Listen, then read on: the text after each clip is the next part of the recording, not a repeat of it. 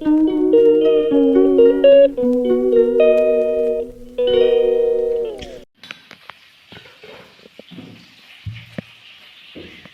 সকাল বন্ধুরা, তোমরা সবাই কেমন আছো? আশা করি সবাই খুব ভালো আছো, আমরাও ভালো আছি। আজকে তোমাদের সাথে আরেকটা সকালের জলখাবারের রেসিপি শেয়ার করব, সেটা হলো আটার গোলা রুটি। তো দেখো, এখানে পরিমাণ মতন আটা নেওয়া হয়েছে, তার মধ্যে সামান্য একটু নুন দিয়ে দেওয়া হলো। এখন আমরা দেব খেজুর গুড়।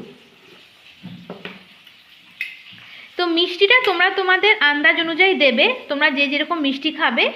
তো আমরা একটু মিষ্টিটা বেশি খাই, তাই আমরা একটু বেশি পরিমাণে গুড়টা ব্যবহার করছি। তোমরা তোমাদের পরিমাণ মতন ব্যবহার করবে। হ্যাঁ, নাও দিতে পারো। চিনি বা গুড় দুটো মানে বাদ দিয়েই তোমরা বানাতে পারো, সেক্ষেত্রে সেটা হালকা নোনতা নোনতা হবে, সেভাবেও তোমরা খেতে পারো। তবে আমরা একটু মিষ্টি মিষ্টি ভালোবাসি বলে সেজন্য আজকে আমরা একটু গুড় দিয়ে বানাচ্ছি, খেজুর গুড় দিয়ে।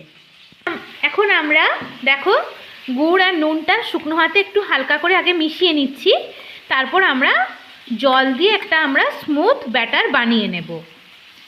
অল্প অল্প করে জল দিয়ে দিয়ে মাখবে, যাতে এর মধ্যে কোনো রকম দলানো পাকানো থাকে, তাহলে কিন্তু রুটিটা প্লেন হবে না আর দেখতেও ভালো হবে না। তো এইভাবে আমরা অল্প অল্প জল দিয়ে একটা স্মুথ বা মসৃণ ব্যাটার তৈরি করে নেব। তো বন্ধুরা দেখো, আমরা কিন্তু অনেকক্ষণ ধরে এইভাবে কিন্তু ভালোভাবে হাতে করে খুব সুন্দরভাবে আমরা ব্যাটারটা কিন্তু খুব ভালোভাবে যেরকম করে আমরা বেসন গুলি ঠিক সেইভাবে কিন্তু আমরা ফেটছি, যাতে এর মধ্যে কোনো রকম না কোনো দলা পাকানো না থাকে। এটা কিন্তু এখনও আরও কিছুক্ষণ আমরা এইভাবেই প্লেন করে মেখে নেব, যাতে ব্যাটারটা একদম স্মুথ বা মসৃণ হয়। তো দেখো, ব্যাটারটা কিন্তু আমাদের একদম রেডি হয়ে গেছে। তো এটা আমরা ঢাকা দিয়ে 5-7 মিনিট মতন এখন রেস্টে রেখে দেব। তো বন্ধুরা দেখো, এখন আমরা এই ব্যাটারটা ঢাকা দিয়ে কিছুক্ষণ রেখে দিচ্ছি, তারপর তোমাদের সাথে শেয়ার করব। বন্ধুরা দেখো, আমরা ফ্রাইং প্যান বসিয়ে দিয়েছি গ্যাস অন করে। এখন অল্প অল্প সাদা তেল দেখো চারিদিকে গুলিয়ে নেওয়া হচ্ছে। আমরা যে ব্যাটারটা রেডি করে রেখেছিলাম, আটার ব্যাটারটা, এখন আমরা একে একে করে গোলা রুটিগুলো কিন্তু বানিয়ে নেব। তো এটা খুব বেশি তেল লাগে না, হালকা করে তেল এইভাবে তোমরা ব্রাশ করে নেবে। তো দেখো, আমরা 1 চামচ মতন ব্যাটার নিয়ে নিলাম এইভাবে, আর একটু অল্প করে তোমরা তোমাদের যতটা পরিমাণ নিলে তোমাদের সুবিধা হবে এইভাবে কিন্তু চারিদিকে দেখো রুটি যেরকম আমরা ছড়িয়ে মানে গোল বানাই সে ঠিক সেইভাবেই কিন্তু ব্যাটারটাকেও এইভাবে ছড়িয়ে দেওয়া হচ্ছে। চেষ্টা করবে একটু গোলভাবে ছড়ানোর জন্য, তাতে রুটির মানে আকৃতিটাও ঠিক মতন হবে আর দেখতেও ভালো লাগবে। তো এখন এটা আমরা একটা পিঠ। তো বন্ধুরা দেখো, আমাদের কিন্তু এইভাবে একটা দিক মানে হালকা হালকা যখন দেখবে শুকনো হয়ে আসছে, বুঝতে পারবে তোমরা।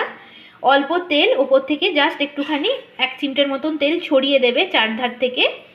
এরপর একটা দিক দেখো কত সুন্দর রুটিটা ফুলছে, তোমরা দেখেই বুঝতে পারছো। একদম যেরকম আমরা মানে নর্মাল রুটি খাই ঠিক সেই রকমই কিন্তু হয়, কিন্তু এটা কি হয়, যেহেতু লিকুইড ব্যাটার দিয়ে বানানো হয় বলে একটু নরম টাইপের থাকে।